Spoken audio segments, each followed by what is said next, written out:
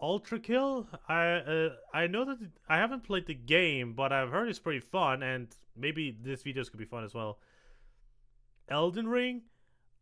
Never probably gonna play the games, but I really want to watch them. Bloodborne. I've played Bloodborne. I want to do Bloodborne. The video has spoilers. Bloodborne is a Lovecraftian horror. Pause. I'm gonna set things up, Max0r. Relax.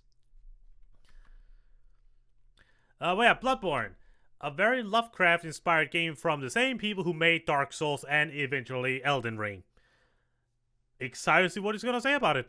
The video has spoilers. Bloodborne is a Lovecraftian horror RPG that no one understands by definition, where the player is free to attack. Pacerbrook, just watched Neville's stream last Monday when he played Elden Ring. Fair enough. You know what? After I've watched the Bloodborne thing, I'm also gonna watch the Elden Ring. I have basically seen so many lore videos of Elden Ring that I basically know the entire thing. I was very interested, okay? Of human children at will and consume their innards. If that in-depth and engaging anti-baby gameplay appeals to you, keep listening because it gets worse. In this game, you play as John Bloodborne, a foreigner incapable of speech without the use of sign language, and stricken with Habsburg disease, comes to the ancient city of London seeking treatment for the sins of his cousins. In doing so, he will begin hallucinating talking dolls, spider people, and the great Journeying further, John Bloodborne becomes conscripted into the service of a gay elder god and the 60-year-old man he keeps as a pet, and is given the ultimate task of killing an invisible infant in order to cure his anemia. To accomplish said Herculean task, the player must journey through dark forests, terrifying nightmares, and the meth-ridden alleyways of a post-Brexit Britain, slaying monsters, exploring, and tricking women into being impregnated by gods so you can consume the child. This game is an excellent realization of a Metroidvania with something new around every corner. And the fact that everything he just said about, like, the story of the game, none of that was no exaggeration. That's exactly what happens. Bloodborne is a trip. A great action RPG which pits you against insurmountable odds and extreme challenges, and has a gripping story and lore about discovering the eldritch truth. So if you can, play it yourself because I'm not going to hold back on the details. It's no secret that my reviews are entertainment first, so I don't suggest using me as genuine advice. Hi, spiders. However, most people can't play this game, ever, because you have to buy a $400 magical box sold by the wizard Sony in order to experience it. And even then, you get to see it in an amazing 30 frames per second with no anti-aliasing. Port this game to PC, I beg of you. In fact, we want that PC port! Damn it! I can assume that a lot of people watching this video will basically never play the game, but keep watching because I'm hilarious and original. Do that, and I can give you the full, unfiltered, uncensored, unsubstantiated, and unsportsmanlike experience that is Bloodborne.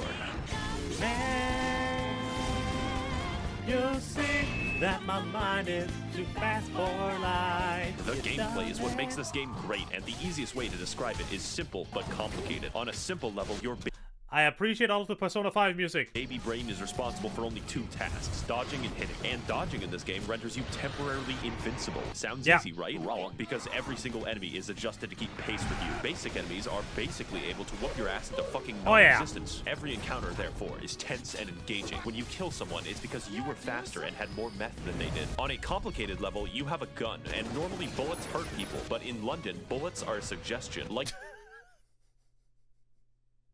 But in London, bullets are a suggestion. What an out-of-context quote. The Geneva Convention. Here in England, it's all about the knife bins. Except he's gonna keep calling it England. When you shoot somebody mid-attack, you gain the mystical and arcane ability to plunge your fist through their ribcage like Mortal Kombat and rip out their heart, which I'll is take your word for it, Neville. A slight annoyance. This extends to behind them if you charge an attack, which sometimes causes you you to to reach up a pig's asshole and rip out the prostate like fruit by the foot. Side note, the most optimal farming route for currency in this game is called Murgo's Pig Fisting Route. See, I changed the webpage. And in this route, you sneak up behind this guy and do him the dirty. Then entice these two slimy bastards to be mauled to death by members of Organization 13. Repeat 50 times. On a complicateder level, every single weapon in the game has 2 different modes with 2 different movesets. And transforming between them gives you special attacks in addition to running attacks, plunging attacks, R1s, R2s, punching attacks. On a theoretical physicist level, your character memorizes squiggly lines and fridge art created by gods for passive bonuses that work regardless of weaponry. My favorites are more... Venomane, the fact is that is the best way to kill the pigs. I have no comment on it, just the fact that is the optimal way of taking care of those giant pigs. Then More money, and more money they stack. Finally, on a meta-theoretical chiropractic level, every weapon is customizable with different gem slots that give differing effects for your attacks. And there are different types that can literally change all of the stats of the weapon, like making a fucking spear do more damage based off of intelligence. There's definitely more and a lot of strategy in how you level up your character, but I assume that you know how to level up in a fucking video game. But with all this combat prowess, you may be wondering, Max0r, who are these crusty abominations that you're fighting on screen? Well, to learn that much, we're going to have to delve into the lore. So buckle your britches, bitches, because this shit is wild. If I say something questionable, just accept it as fact. I can be trusted. 60 years ago, 20 rowdy college students took their education extremely seriously because they found woman Cthulhu. She was just in a portable toilet downstairs. Also, because they were bored, they beat to death a god of the sea with some bats, but that's a story for later. It turns out the entire world is ruled and created by a race of elder gods beyond human comprehension called the Great Ones. Figuring this out, they got Cthulhu's blood and were like, we can make a religion out of this. Because it turns out the blood can heal people, which is really good due to all the knife crime. So everyone starts drinking it a little too much and they get the money to build 36 cathedrals, but it turns out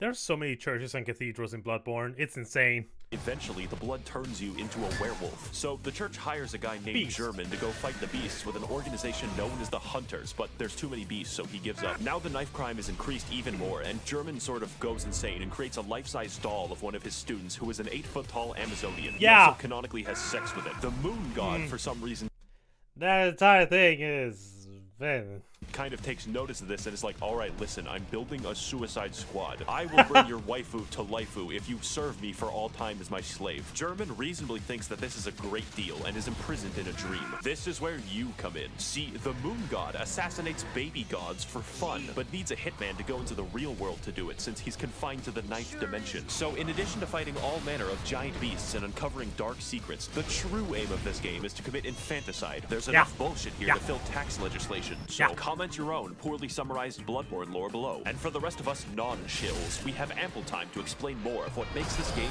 great. Yes, you have been jinxed. I am talking about bosses before I talk about the levels. In most video games, bosses cap off areas, but in Bloodborne, areas are preambles to a dick flattening, and nothing will challenge your skill in quite the same way. Except for the goddamn Witches of Hemwick, who were placed into the game for disability access. You can probably tell that Bloodborne is a hard game. Witches of Hemwick was such an annoying boss. Very annoying boss. Even know if a games journalist can beat it. But it's hard in a fair way that tests your skills and reaction time, except for Lawrence, but I'll get back to Lawrence later. What sets this game's bosses apart is that the challenge makes it feel like you're a really small dude. Gonna be looking in the back for a bit, gotta finish some washing up before community night later, double listen in. Hell yeah. Having a toothpick into a to all of the lurkers in the chat, I love ya. Keep chilling.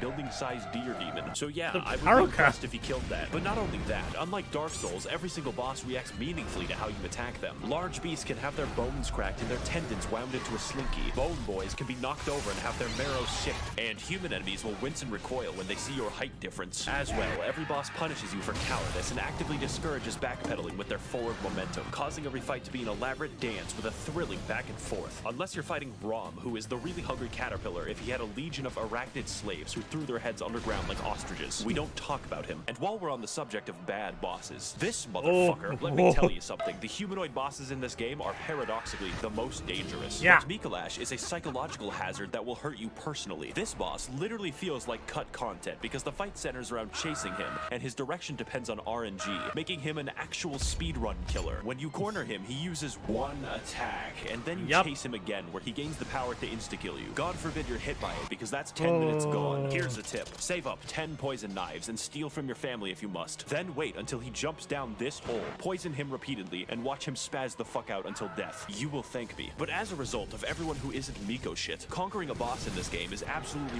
rewarding on a level that other games cannot match. It's only because the odds are stacked against you in ways that don't feel bullshit most of the time that conquering them is the main reason I play. And some bosses are bullshit by default. Their fights are undoubtedly the best I've ever done in video games. But that isn't most of the time in the game. In fact, a lot of your time is spent exploring the areas, so let's get into that. Lesson 1 in area design. Where the fuck am I going? Exploration is the name of the game, except it's called Bloodborne. Only this time, you don't bring smallpox and kill...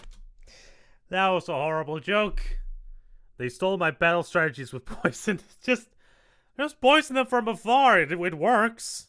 20 million people. We're looking at a solid 10 this time, because the main enemies in this game are... So Johnny, do you have a certain set of videos you plan to watch or just winging? I'm basically winging it at this point. It's just, I don't want to focus on Max0r videos, so I'm gonna watch some. Like I said, I'm probably gonna end up watching the Elden Ring videos after this one, and if I have time, the Ultra Kill videos. Are British townspeople. It's how the developers made sure you didn't feel bad about killing them. The plague of beasts infecting London causes people's teeth to become beast-like, makes you aggressive at night, and slurs your speech. So it's up to you to stop them, as a hunter should. If you don't look up where to go next in this game, good fucking luck. People get lost all the time. Get used to it. This game doesn't do exploration like, oh look, there's loot in this hallway. My dopamine's gonna go crazy. That's baby shit. This is daddy's exploration, where you find a route back to a place you were in 10 hours ago. I loved a quick second of Metal Gear Solid 3. What a thrill. And I hope you weren't expecting a mini-map, or any map. Every single hallway is a rabbit... A map? In a FromSoft game? Perish the thought. Hole of discovery, and your hand isn't held. Case in point, Cathedral Ward is a level, but feels like a hub area because it connects to fucking everything. Oh, yeah. And where you start the game is in the middle of a loop-de-loop involving torturous experimentation. Just look at the fucking map of this game. Everything overlaps. And yes, there is a level called Nightmare Lecture Hall, and no, it does not connect to the Altar of Despair, although you would think that. Fittingly, the Lecture Hall is the smallest area, and more fittingly, 90% of the combat I don't know, Venom. I don't know what a map is. The game also has Weird. 2 completely secret areas that you would not find without the internet. I would tell you how to enter, but I don't want to do calculus. And what you get at the end? Upper Cathedral Ward is legitimately a horror area in a game loved for its combat, because it's filled with enemies who act out my greatest fears. Stealing currency permanently gives me fucking chills every time I talk about it. Castle Canehurst is proof that From Software hates us all, since the best area in the entire game requires you to go to the Field of Corn in Ohio and trek down Waldo. But it's worth it to invade the house of that parasitic queen dwelling in her demented castle. So does that joke still fly nowadays? I will leave the audience to decide on that. She may feel the wrath of the proletariat. All we have to do is kill Prince Philip, who guards the way as an eternal lich. On top of this, there are numerous NPCs and NPC quest lines spread throughout the world, all with a series of interactions with each other depending on location and timing. For instance, you could direct nuns, prostitutes, and Prince Philip to a church run by a lonely black sludge, then perform enough blood transfusions to send the nun into a yandere rage. Or you could direct them to the nice woman who runs the clinic down the street, who only wants to help and assist others. Don't send them to the clinic. Don't send them to the clinic. Then take a strange path through the forest and into her clinic to discover that she has been experimenting on all of them in order to create the Blue Man Group. And if you want, you can take the umbilical cord away from her schizophrenic ass and eat it. The sky's the limit in Bloodborne questlines. And you know what my favorite questline is? The one where you descend into literal hell, complete with eternal punishment, insanity, and femboy fishing, the scariest of them all. I'm of course talking about the DLC, the only DLC for this game. And if you play through Bloodborne, you have to play through the DLC. I'm not giving you a fucking choice. So to learn why, you should play the best expansion ever made since Spore Galactic Adventures. Come with me on this amazing fucking Spore reference. Journey to find the secrets and of also, the Bloodborne. The Old Hunters is a great DLC. Old Hunters. With some of the best goddamn music in the entire franchise. Imagine hell. Now imagine hell written by H.P. Lovecraft. It would be filled with squids, immigrants, and air conditioning. This DLC has none of that except the squids. For you see, those college kids from the lore section of the video were built fucking different. They experimented on an entire village and possibly beat up a god of the sea so fucking bad that her consciousness in the 9th dimension died. We spent an entire game killing an infant and these guys somehow killed the MILF god. But anyways, in the process of this, it cursed them and all of the hunters to be... Why is he using fucking... Oh, what is her name? Marina? I think that's her name is Marina from... Hololive, if I remember my VTuber lore correctly. Comments, please correct me.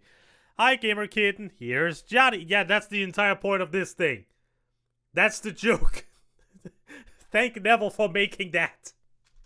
Also, hi, kid. Hell upon death, where they will hunt in a bloodthirsty rage without rest for all eternity, indistinguishable from a political subreddit. Case in point, this is Ludwig. He's the first boss of the DLC and has a reputation for causing refunds. Not because he's bad, but because he's too good for you. The first phase is as difficult for me as realizing that Golden Corral is not actually a real corral. But like every restaurant except Golden Corral, the rewards at the end are I actually played a game where one very nice innkeeper was actually doing show talker level Oh, No, thank you. delicious because his second phase is even harder. Now, I'm not going to lie, this DLC has 4 bosses and 3 of the hardest bosses I have ever fought in any video game ever. So, your ass will be clenched the entire time, and the fact that he's the 3rd hardest is fucking concerning. Some people tell me, Max0r, your videos have gotten me through tough times because they made me laugh. But like this boss, you are the one who is truly overcoming these challenges, and I believe in your ability to beat both of them. You can share idea for bits, kitten.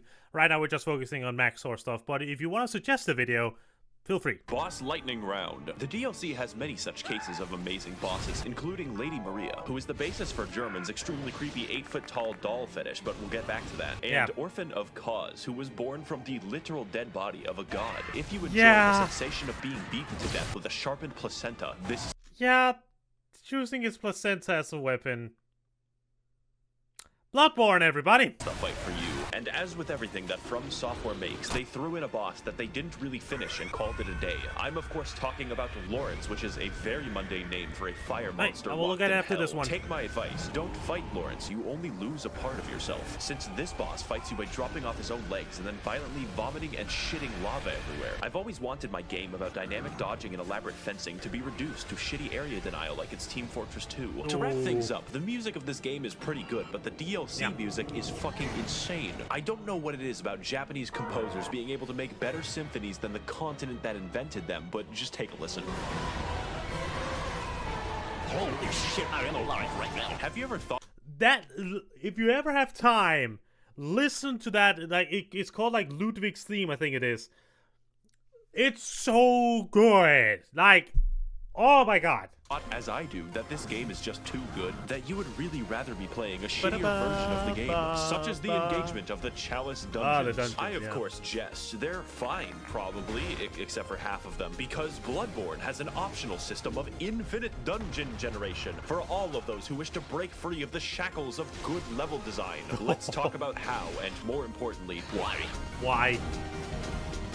First of all, Bloodborne has a system of dungeons that everyone shares and dungeons that are random. For my footage, I played the shared dungeons that you can be guaranteed the pain you witness on screen is mandatory. One of the biggest strengths of Bloodborne is the ability to have interesting and challenging enemy encounters gently rubbed with the blood-stained hands of Miyazaki. But I don't think I have to explain to you how randomizing almost every encounter in the game could be imbalanced. But fortunately, most enemies you encounter in the Chalice Dungeons are new to spare British people your wrath, so you instead fight SCP-96.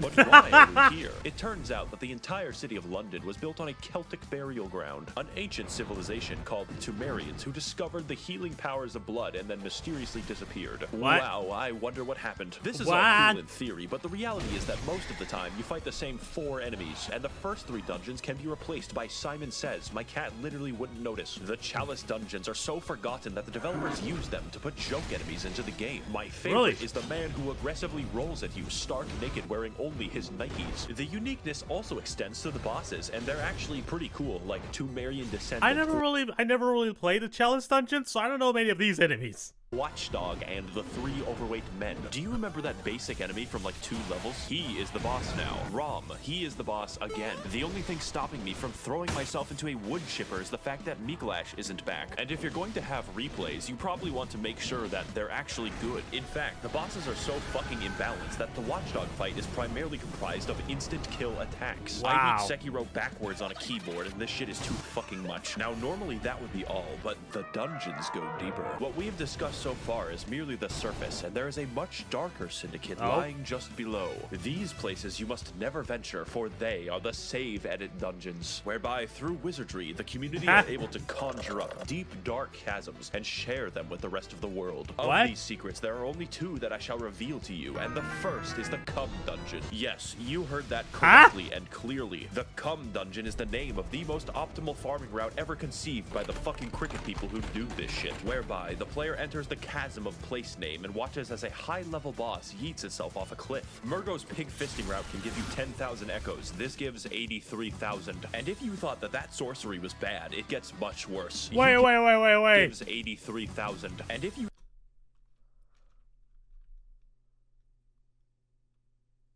They actually used the name in an internet article. I can't see it for the name. What? You thought that sorcery... Oh, wait. No, wait. Was it really? 10,000 echoes. This gives 83,000. And if you thought... Kotaku, of course it's Kotaku. Okay. That sorcery was bad, it gets much worse. You can insert anything from the game files by save editing a Chalice dungeon. Anything. This includes cut and unfinished content from the game that the developers forgot to delete, like this doggo who attacks you with invisible lightning. Overall, the Chalice Dungeons are bad. They're not actually very fun to play, and yet I love them. Everyone loves them because they allow us to further explore a long-dead game with the help of a passionate community. Now, before we sign off, it's alright, the I know what Venomate you're is okay. thinking, Max0r, what about the multiplayer? That I would love to talk about with all the footage I have, but it's dead. If this game releases on PC, and it better, then I will talk about the multiplayer extensively. And finally, this game and this video would not be complete if I didn't talk about the Hunter's Dream. After all the combat, the battles, and the difficulty of this game, it's nice to have a place to recharge, purchase items, upgrade weapons, and watch as it violently burns to the ground. This is where you'll find German slowly wasting away as his soul remains captive for an eternity, and his doll waifu that he sold his existence to be with. She talks to you, levels you up, offers you advice, and German says, honestly, the doll is kind of cool. I really like the doll. I like her design. I like her everything. She's pretty cool.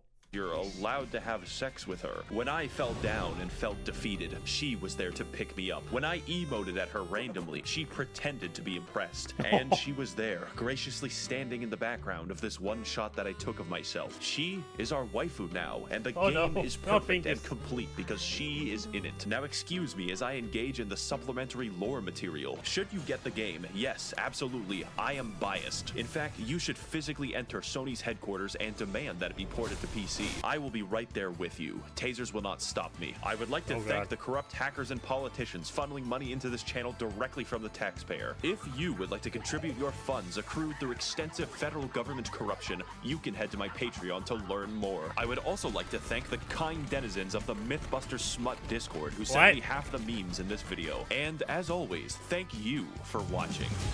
Oh my god!